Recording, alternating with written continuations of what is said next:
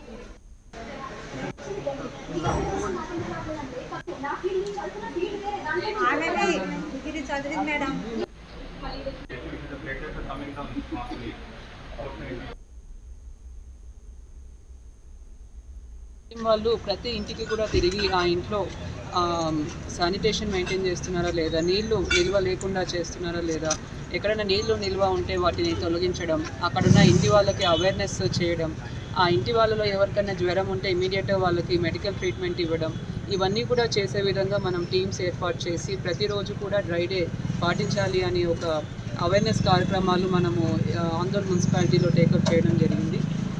ఇక్కడ మొత్తం 17 వరకు ఇప్పుడు డెంగ్యూ కేసెస్ రావడం జరిగింది.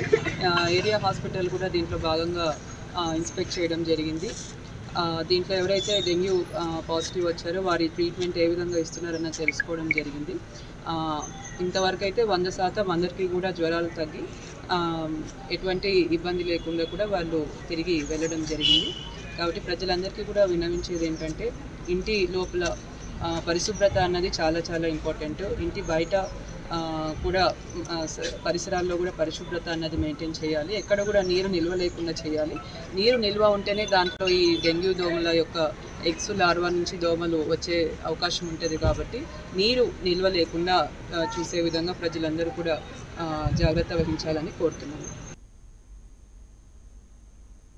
రుణమాఫీపై